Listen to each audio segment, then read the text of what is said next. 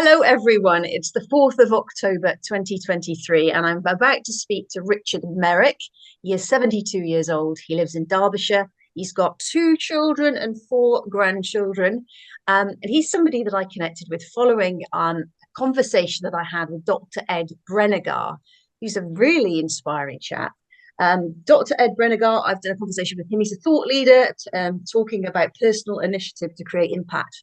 He encourages people to take personal initiative to create impact for their local communities.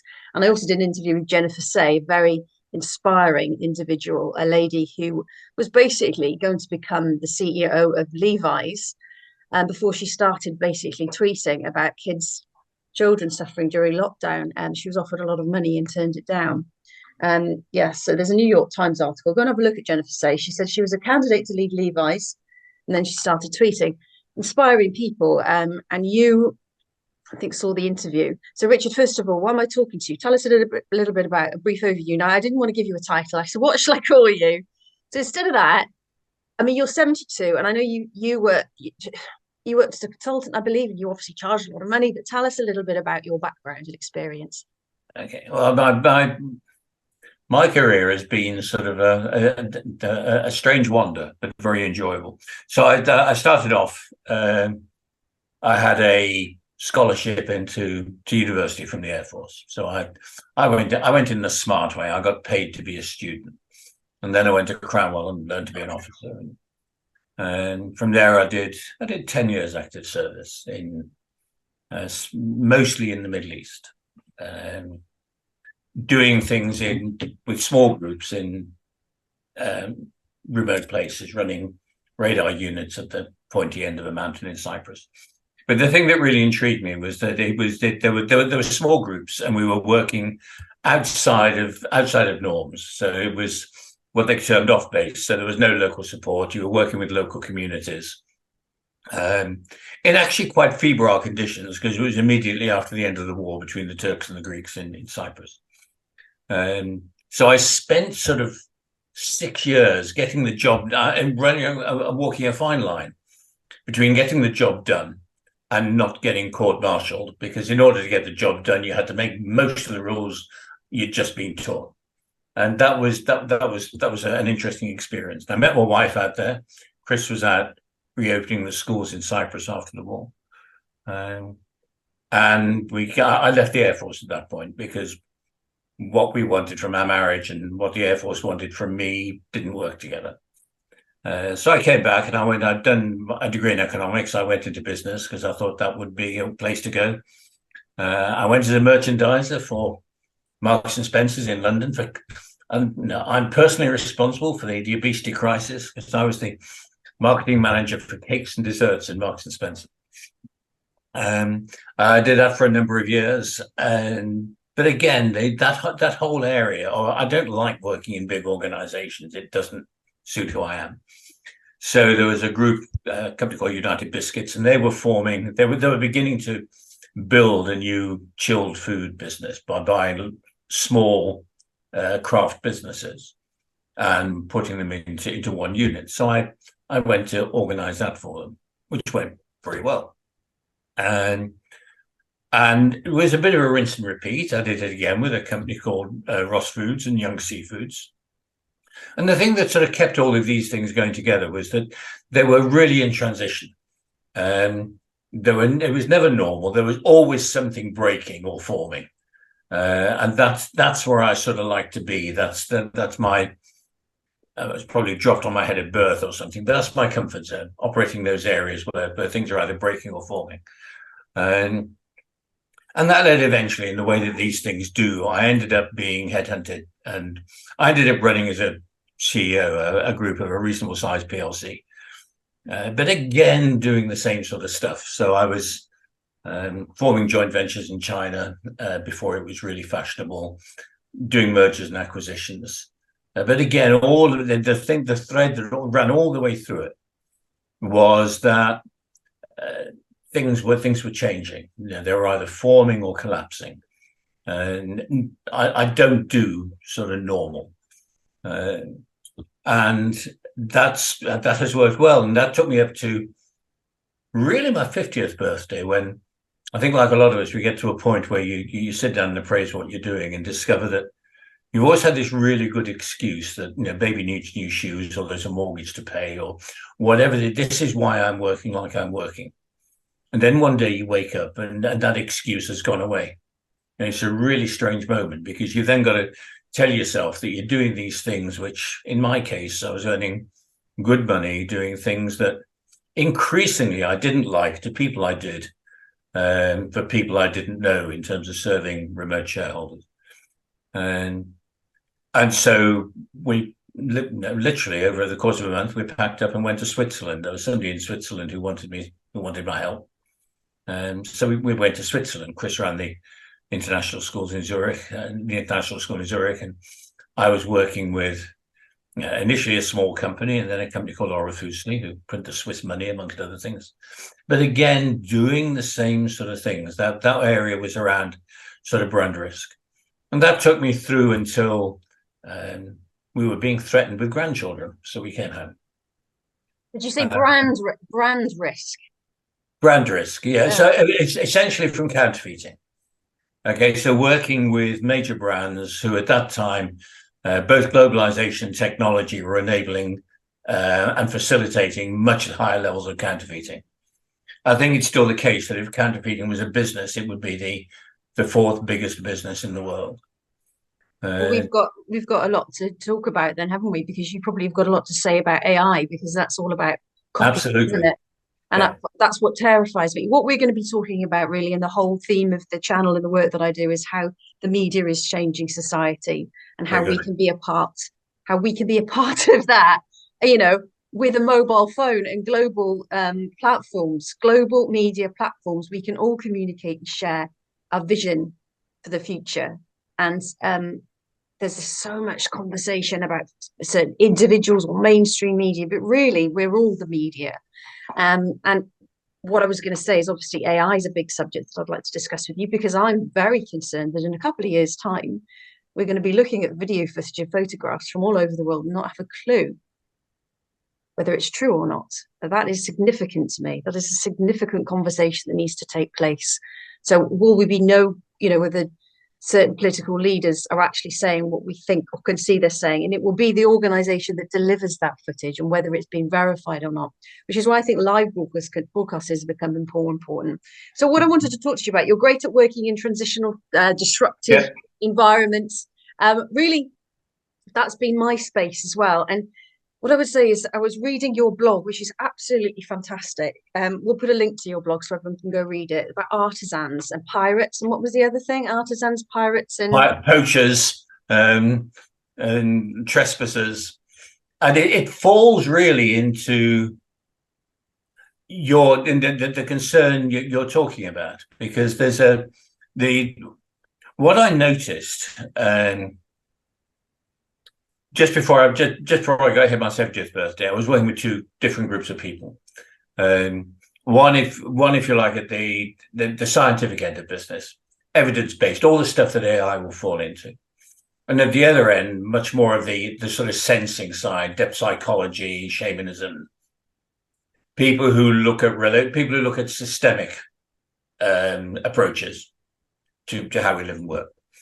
And they're both really interesting, really interesting sets of people with good thinking. But the two things don't tend to merge very well, because one side think the other side spends all day in the earth smoking cannabis, and the people in the earth smoking cannabis think the other side is spending all day trying to find new ways to exploit the planet. And of course, neither is entirely true. And what came from that was the stories that, particularly during the pandemic, was that the stories we listen to and the stories we believe. And where does autonomy and provenance come from? How do we look at something and address it from a point of view of, I am reacting to this on what I have thought about and believe, as against just reacting to it by the stories that we have available? And the whole social media side there, the whole drive with sort of mimetic thinking and herd activity. And what became clear, and the reason the artisans became important for me, was that whenever you look at, well, what I noticed, whenever you look at major shifts in society, going through agricultural revolutions, industrial revolutions into technology age, there's always people who I would classify as artisans at the inflection point of those changes. People for whom their work is more than a job. Sometimes they can be vocational, but quite often it's a deep engagement with the work they do. It's the engineers, it's the artists. Paul Revere was a silversmith, and they tend to share values, so they tend to have networks. So whenever we get to those points where things start to spread, people who are classified as artisans, I noticed were in there, and that's what interested me. So I started looking at it and saying, okay, so can you have an artisanal accountant? And at a point at which we have a drive towards productivity and profitability, which generally speaking means we go for standardization. And I spent a very miserable couple of years I went and trained as a Lean Sigma coach to do some work with a major bank on coaching Lean Sigma green belts. And one of the things that was fascinating about it was the way that the processes shape the people rather than the people use the processes.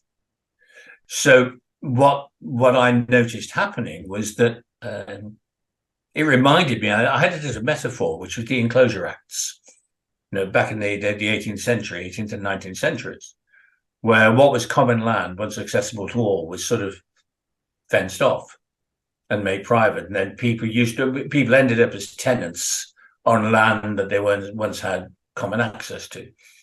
And it felt a bit the same, which is all of a sudden, we've got the nature of organizations, the nature of technology, it sort of puts boundaries around us. And therefore we are inside this boundary. We can be fed the information that people want to feed us. We have to operate inside it. We become, our jobs, instead of careers over which we have control, tend to become more like tenancies. The conditions under which we work and the rewards we get are determined more and more by people we don't know, by effectively digital landowners. And that's not a precise metaphor, but where that took me to, and where I'm very interested now, going back to the poachers and things, is that how do we take control? How do we live the life we want to live, doing the work we want to do, and not find ourselves gradually sort of enclosed and controlled by things that we come to rely on? We will tell ourselves that this app will simplify your life. Okay? To which the answer is no, it won't. It will submerge the complexity. It will submerge that and bring the stuff to the top, but the complexity is still there underneath. I just go and try and cancel a subscription to something that you subscribed to 3 years ago to find that the company has changed. What it does, what we end up doing is accepting filters and decisions made, generally speaking, through algorithmic processes. And those are the ones that shape the stories that we tell ourselves about what we're doing. And if we do that consciously, fine, that's a decision that we make.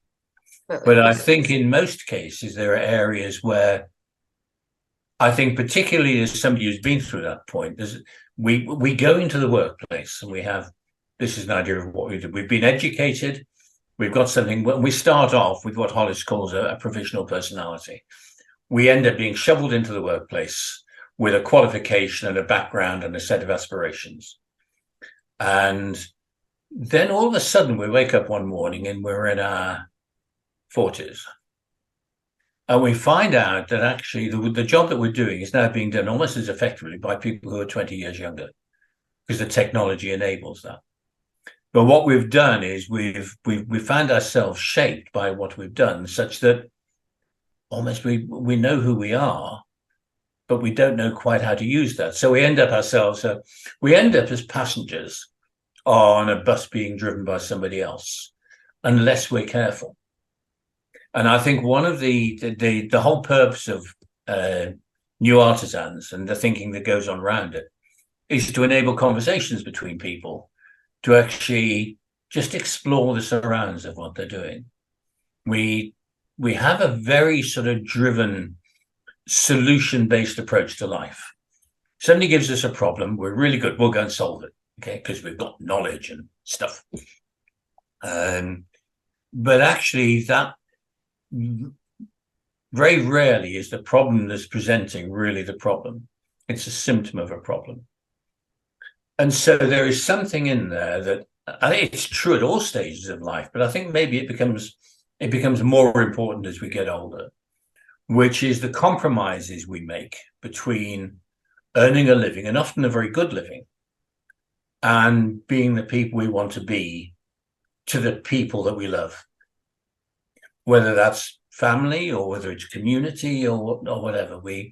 We turn up almost like an actor unless we're careful. I think so many people can connect with that. I would say that probably applies to 90, I'm just going to say probably 90% of the population. And that's where I guess AI is going to take over more jobs that can be done by a machine, and that allows more creativity and enjoyment. But in my situation, so I was in the Channel Islands working for Rothschild's Bank in Guernsey, and I absolutely hated it, Richard. I was making very, very rich people richer.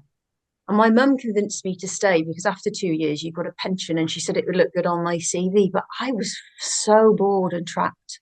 And then I thought, I went into journalism, which I loved. And, I did an interview which went out yesterday with a cameraman of 40 years. And we were talking about how the media is changing. But I look back now, even at that career. So I got to a very good level. I was a BBC News presenter at BBC South Today. Loads of people went for that job. It was fantastic. Then I would have gone to the Nationals. I ended up having children, and being a mother became more important. But then when my children were a bit older in 2017, I looked at my colleagues sitting on, the regional news, the whole format, sitting on the sofa reading an auto cue, presenter link into package. It was a half-hour program because that's how we consume news when there was 4 channels. The world has changed. Now I am in such a privileged position because I've built up a following, and that it's not something that's making me money. I'm demonetized from YouTube. I lost it September. I lost it Christmas Day 2020 and April 2021. I'm running courses, which I mentioned, but it's not about the money. It's about the fact I can still make a difference for my children, and teach these broadcast and new media skills and have conversations like this with you. That's very precious to me. And I see these big news anchors because there's a bit of me that gets a bit sad and jealous about the career I could have had. But then I look, could have been like Hugh Edwards or Sophie Rayworth, etc. Or, the people I used to work with, Sarah Jane Mee on Sky News. But I think at any moment they have a boss, they could lose their job, and they don't really have what I have. I have no boss. I can do whatever I want. I can talk about whatever I want. Whether people find it interesting or not is another matter. So what makes somebody brave? I mean, I would say it's my dad. Do you find that? My dad just used to say and do whatever he wanted, really, but he was just bright and fiery and caring. He did a lot of political campaigning, really cared, secondary school teacher in, deprived areas. And he was so passionate. I wonder, is it my dad? Is it me? What is it? I think that side is really important because I think it's at the heart of it. We can actually, and it makes it just, I was about to speak there. I think it sounds like I'm trying to describe it as a conspiracy theory. And it's not, because we're complicit. But it's very comfortable to go along, to read off the auto cue, to actually sit there. Oh my goodness me. I was on like nearly 50 grand and I was doing nothing. This was in 2007 or something. Yeah. All that money to read an auto cue. Yeah, sorry, carry on. There is something, isn't there, which is that it's about the questions we can ask. I'm part of a publisher or an editor on a magazine. I can't remember whether I told you about The Heretic, okay, which is exactly what it says on the tin, but it's for everyday heretics. And it's constructive questioning of why are we doing what we're doing, based on the premise of sometimes we forget, I think, that actually being alive at all is a joy and a privilege. Sometimes we just take it for granted. And actually, there's not. We have the ability, and the capability to think and to question and to challenge. And we've had over 1,000 years of being shoveled into compliance And I'm reading a very interesting book at the moment called In Praise of Disorder by Gerald McGrath, Jerrold. And it's a fabulous little book. But looking at that and actually saying we're getting really hung up at the moment that things are, they're sort of chaotic. And there's a lot of disorder about. And of course, the world isn't disordered at all. We are. It's our relationship with what's going on that creates the this is disorder. serious. Do you know, I really do think this is serious. In 2019, I did an interview on a big YouTube channel, and I said, imagine a world where there's no kind of organization and trust. And I see governments and media brands that have been around for a long time lose the relationship of trust with the public. So if there's another big major health crisis, will we do as we are told? Here in Wales, they brought in 20 miles an hour and everyone obeyed it. And now they're not anymore. They just can't. So say if they bring in masks, will they obey it this time? It's just this breakdown of trust. And I think that the human species is in chaos and we're fractured. And one of the things you were going to talk to me about was post-pandemic communities. And the other thing I just wanted to talk to you about is it's been very difficult for me, and I would really love your advice and your opinion on this. During that period, 2020, 21, I basically just said what I thought, or what everyone else was thinking, provided a counter narrative, did lots of important interviews with people that weren't being heard. And I had lots of very professional people, very high profile, and they are still incredibly high profile presenters people the top of the BBC. I talk about as much as I can in my book, but they told me stuff that they were scared to tweet. They'd actually say to me, I tweeted something and then my boss called me and said, you're going to lose your job, delete that immediately. They'd give me a lot of support, but they could not. They'd say, and they genuinely would say, this is my only income, or I am a single parent, or, I had these incredible conversations, and I feel burdened because I saw and heard things from people. It was so high profile. And no one knows those things. I've decided, obviously, of course, not to reveal these people, but were they the best of the bad bunch or the worst of the bad bunch? Because they knew how horrific some of the things we did to our own children were, but they didn't do anything. But they'd say, well done to me. So that was nice, thank you. But it's been real burden for me to see people not be able to be themselves, to be frightened. Yeah. And I think we've got to have real compassion for that, because it's really easy to criticize. But we've all been there. I'm in my 70s now, so I mean, I don't have a lot of money, but I don't need an income. Good, nice now and again, and money comes in, but it's so that hold that people have disappears. And one of the things that's sort of related to it, one of the I started these conversation groups that I mentioned. No money was involved, no money was harmed in the forming of these groups. But what it provided was a space for people who were quite different. They were sort of half hippies, half business. And actually, the thing that I could never have designed, but it started, the pandemic started suddenly quickly. And the question I posed was, given what you believe, what does the world look like out of your window right this minute? And the more they spoke about that, the more they realized that they had in common. And the more that they had in common, the greater the trust that has been built. And it's still the same. We still meet 3 groups, 2 hours, once a week. And it's a safe space, a genuine safe space. So rare. It's rare, isn't it? You when you talked to me about this before, and if people can, we'll mention your details at the end if people can get in touch with you. It's so beautiful and so rare, because I consume and read comments, and it's so different. Those long conversations with people, facilitated by yourself, where you show compassion, where there is, why are you so angry today? I'm angry. You just screaming out your anger on Twitter, blah, blah, blah. Actually, to take a step back, how similar do we feel? How can we understand each other? It's so valuable what you're doing.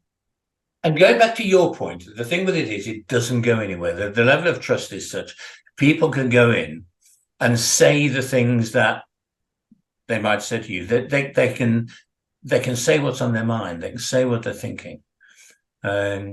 We can push it out there. And it's not just, we get grumpier, I think, as we get older, maybe, but we can actually say, is this genuine? Am I just being a grumpy old sod?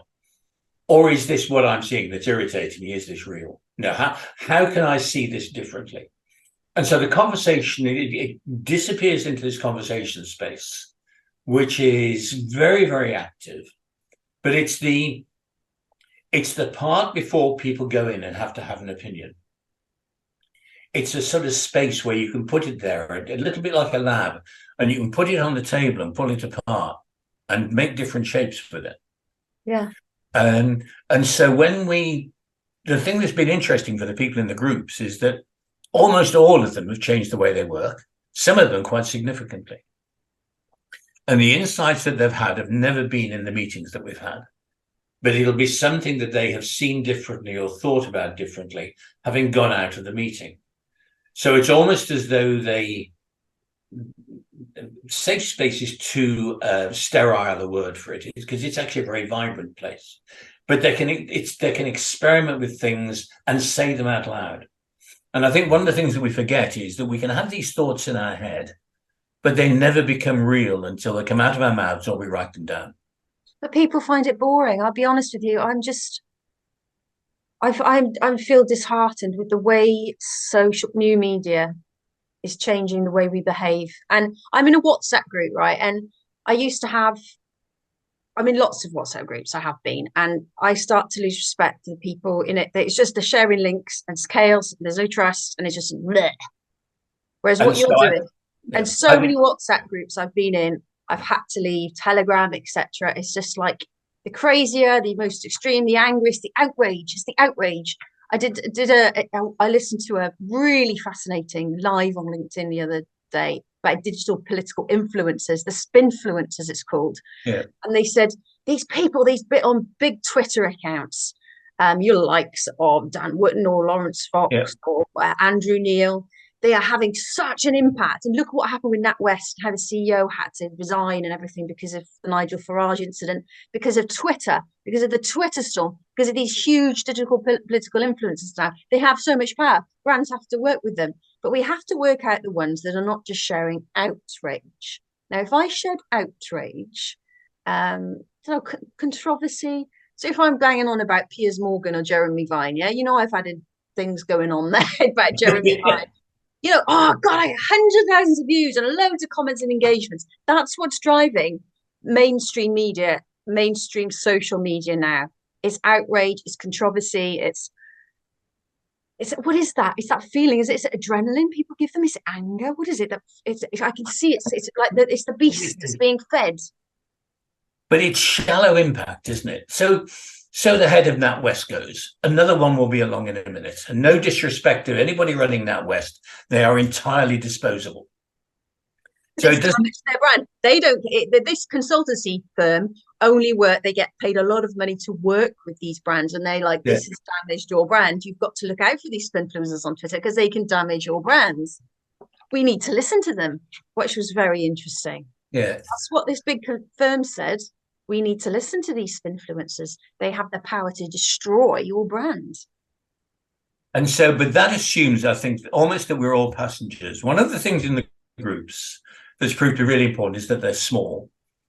We do a lot of things. They're small groups. We don't go above 10 because above 10, the nature of the conversation changes.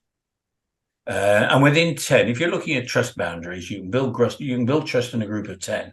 The bigger the group gets, the weaker the trust bonds become, because the complexity becomes greater.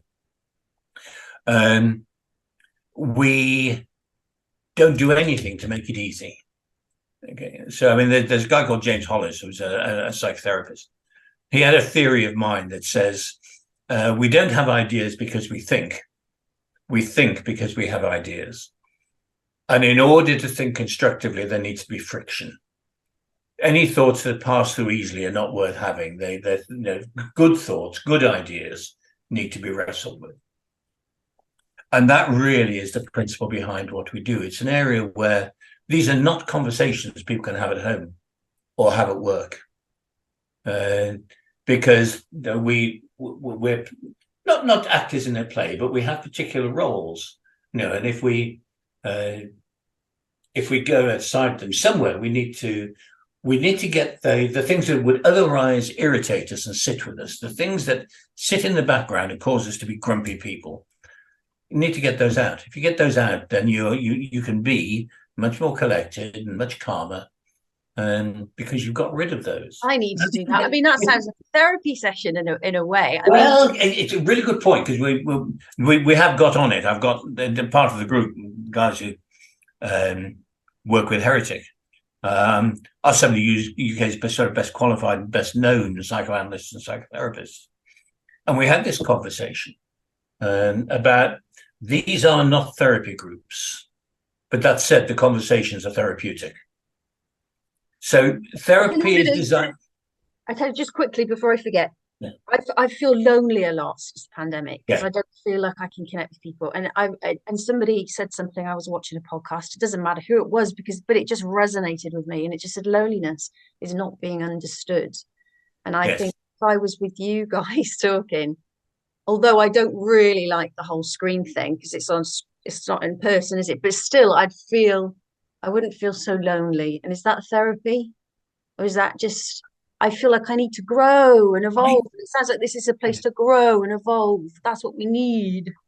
I think there's something about community in it. And it's interesting, when we started these groups, obviously it was the pandemic, so we couldn't meet up. And it was quite widespread. It was, a lot of people in Ireland, coincidentally. But as the pandemic sort of wound down a little, we'd been talking together for 2 years, and most of us had never met. So we organised a long weekend in Ireland. We got a farmhouse and just lived together for a weekend and cooked and walked and did all that sort of thing. And it was brilliant. The biggest difference was you meet somebody you've been talking to on Zoom, you go, oh, you're taller than you look on Zoom. Because you only ever see this bit of it. But what was interesting was that the quality of conversation was not affected. The conversation, if you like, walked off the screen and into the room. So it was a wonderful sort of experience, but quite strange insofar as all of a sudden you're meeting you've met 2 minutes ago, somebody who you've never actually met before, but who have talked a lot with. But the nature of the conversations meant there was no getting to know you session because we already did. No, the topics that had been talked about, going back to therapy is about fixing people generally. These are not therapy sessions, but they're therapeutic, I think, because it allows people to get clarity for themselves. I'm seeing this. Well, I see it, or I see it like this. And the conversations are sort of filters. They're a cleansing process in a way. And because there couldn't be any money involved in that. It just wouldn't be right, would it? No, it wouldn't. I mean, this is probably the world's least profitable, least scalable business model. I could go into the Guinness Book of Records. That said, sod the money, because it's not about the money. The money happens outside of it. No, this is what we would have done in a previous time. I think one of the things that I'm really interested in right now is community. And in a digital age, and it goes back to your point, what does community mean? Because the more widespread our contact base is, the more easily we're fooled. And so there is something there about the size and the nature and the frequency. And even, as I would say, things like the ritual and ceremonies that go into community, that actually gives us a framework. We know who each other are. We know when something's wrong. We know when we're being bullshitted. People know that they'll be recognized for bullshitting, so they don't. And there is something there which is more important, to get a lot of visibility on a big platform, or to really support and affect somebody's life on a smaller scale basis. Yeah, I agree with you. And why there's so many national and global news problems, and why programs, and why is it everyone I know talk about Russia and America and Trump and stuff? Why aren't they talking about what's happening locally? Because it's not what they're watching. I agree with you. And I was a part of ITV, a small ITV regional news. They used to have quite small regions. And because they weren't making any money, they got rid of them. But I think that was so valuable and important to their brand to have that identity throughout. So, but anyway, I completely agree with you. Absolutely, fundamentally. And we're on a global media platforms most of the time, aren't we? Or national. Do you One think? of the things, sorry. But what I would just say is what's happened. So the local paper used to be very important for my family and my community growing up. It was really good journalism, and there was a proper edition for Newham, where I'm from, which had about 5,000 people. Obviously, that went, and then it's got these patches got bigger and bigger. But what's happened is Facebook groups have taken over with volunteer admins, and they are so powerful. These people, my mum says in Newham, they've changed Newham, this Facebook group, the conversation that takes place and the posts that are allowed, and they're volunteers, they're not professional editors. Here where I live, I and a number of people, and I can't tell you how painful this is to talk about, we were removed, we were blocked for sharing an anti-lockdown view because I had real concerns about the vulnerable. And I was living in a community where people were coming here for a walk. Now, we do need to mention it. We've all got a little bit of PTSD, but yes, this really did happen. It could be a single parent in a flat with 5 kids, right? Came for a walk where I live because there's lots of lovely green spaces, and the neighbours and the people in the community were outraged. They were standing in their lawns shouting, "Don't spread your germs here. Only locals allowed." And I would share my view on that. Anyway, I got blocked. Other people got blocked. My friend who's a barrister got blocked. A friend who's a postman. Anyway, so I've been ostracized, I guess is the word, is it? And removed from the very small Facebook group that is operating here in my village. And there's nothing I can do about it. One of the things that interest me, in the strange way that these conversations work, one of the people I've ended up talking, well, in fact, you know him, Ed Breniger. And Ed Breniger has a background as a pastor. And in fact, he's out at the moment he's being a stand-in pastor. And American churches are interesting because they run much more like businesses. And I've always sort of avoided them. I've had this discomfort with evangelicals, but actually these are smart people. Put aside for 1 minute the level of comfort with the message, but the way they're organized is really interesting. So they have a different set of protocols for what they call a family church, which is sort of up to about 50 people. And they go from family churches to small churches, to transitional small churches, to medium-sized churches. And at every level, their organization system is different and the role of the pastor is different.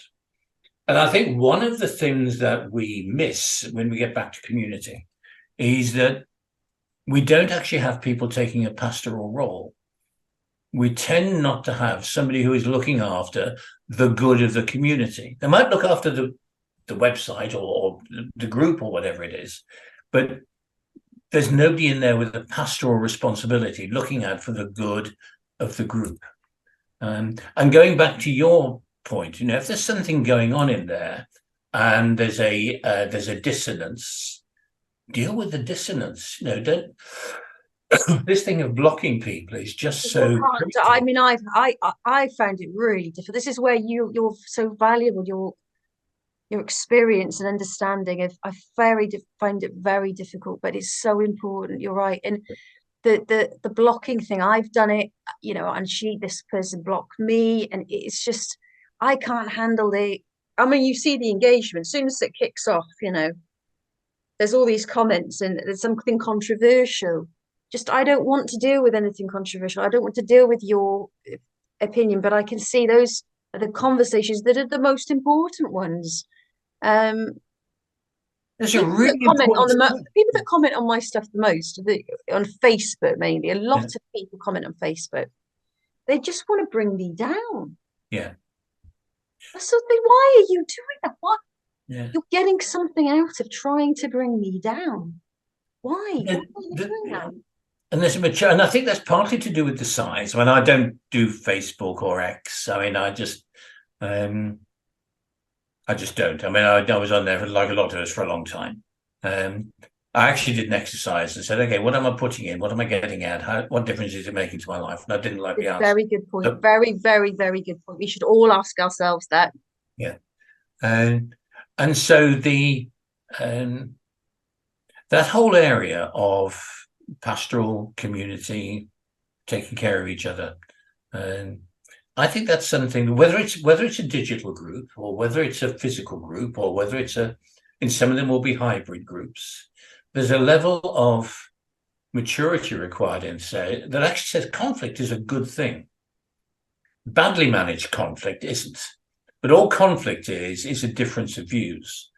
And if we do that in a constructive, mature way, we can find out what the differences are. And if at the end of that we're agreeing to disagree, then that's fine. But this thing of personalizing it or running away or hiding from it because we don't want to entertain a story that makes us feel uncomfortable or examining our own views, that's just a nonsense. I mean, one of the things we've learned stunts your growth. You just don't grow. And you're what you're saying here is just these groups that you're running. And I remember the last we talked, this is just what we need. This is what we desperately need. Yeah. And they literally, I mean, we've got a group on tonight, and I'm in transition at the moment from, I've spent a lot of time going through, so what is an artisan? How do they work? Where do they exist? Almost an academic examination of the artisan. And I've come to the conclusion, as I've said in today's blog, that I think being an artisan is an act of resistance. It's like being a poacher, or a trespasser. So what do we do with that? Because the people who are going to bring about the change we need are those who are not willing to be contained within the system. They want to be the edge of the system, looking out and talking to each other, not from a destructive, glue yourself to the motorway sort of stance, but real, genuine questioning. And actually having the relationships that we can take something that we disagree on and put it in the middle of the room and say, let's talk about it, let's work through this until, because it's never, if we allow it to be personal, we're just being lazy. Yeah. It may be that we come to the end of it and we have a fundamental disagreement. And that's all right, because we know we have a fundamental disagreement. But a lot of the time, in the sort of instances I think that you're relating, we don't have a fundamental disagreement. We're too busy. I can't be bothered to listen to you. I'm not prepared to. I only want to listen to people who agree with me. Absolutely. That whole, there's a Wanted. Luke Burgess wrote a book called Wanted, based on René Girard's mimetic theory. And the idea that we want stuff, not because we want it, because everybody else wants it, so we want it too. It's worth looking at. Luke Burgess and I will do. Listen, I could talk to you for hours. Very often, after about half an hour, I think this is naturally coming to an end. But for me, I could just feel like I could talk to you for hours. I don't know if anyone would listen. I hope they would. Well, I've got an appointment. I've got an appointment at 12:15, and I wish I did. Because I would love to continue the conversation, and there's so many things I want to ask you, and it's sparking off so many ideas and thoughts, and like for me, it is a very much, I've got to look at myself and think, I do, and I think that the mainstream media still has authority. No, it doesn't. Pull it back. It doesn't. Yeah. That's and really I think that whole thing of being a voice. I mean, there was that level as we ended. There's one of my favorite films was The King's Speech. And there's the bit in it where Lionel Logue, I can't remember his name now, the actor playing Lionel Logue, is playing he's getting the king to record his voice on a phonograph. And the king gets very frustrated, and the king sort of stops and says to him, I have a voice, and shouts it. And Logue says to him, yes, you do. And I think that's our job. Whether it's journalists or group facilitators or whatever, people have a voice. But that voice isn't getting heard. That's what it is. That's exactly what it is. Everyone needs to be heard. Yeah, and I think if the job that you're doing, and in my little way, the job that I'm doing, it's to create a space where somebody can make their voice heard. Because once the voice is heard, it's out of them, not in them, and they can move on a bit. Yeah. And again, I get back to, it's not therapy. It's about expression. It's about, there's a genius in all of us. There's an artisan in all of us. There was I'm a big fan of Michael D. Higgins, President of Ireland. And I just think, God, could we trade hours in and get him over? But he was making a speech to a group of young school children, 2019. And his opening line was, you were not born to be useful. Very Michael Higgins. And I think it's that, we have a system that's driven on efficiency and productivity that needs us to be useful and productive and efficient. Well, sod that, because we're human and we're none of those things. Yeah. And I think it's that voice. It's hearing that. It's the joy of connection. It's the excitement of discovery. It's all the things that we don't do when we're in the office. That's probably not entirely true, but I'm trying to think of the last time anybody had a worthwhile meeting in a large room. So that's it. So I would love to have this conversation again, but in the meantime, you've got a 12:15. Well, I want to talk to you about so many things. I want to talk to you about AI. And Okay. a forensic psychologist contacted me and sent a photograph, and he said, "Anna, I'm going mad. Is this true? Is this true?" It was about a story that was taking place on the other side of the world. And I said, "I can't tell you. Look at it. It could be AI. It could be AI." Ah, woo, woo. Well, I'll tell you what, whether or not we record it, let's get another date and I'll talk to you about AI, because I have a real interest in AI and I'm working with people who have an interest and are doing interesting work in AI. So this conversation's gone where it's gone and I've really enjoyed it. And I feel like a flower that has grown a little bit after this conversation. It's helped me to grow a little bit. It's given me some sunshine. Thank you ever so much. Lovely to talk to you. It's lovely seeing you. Take care. See you soon. Take it Bye. easy. Bye now.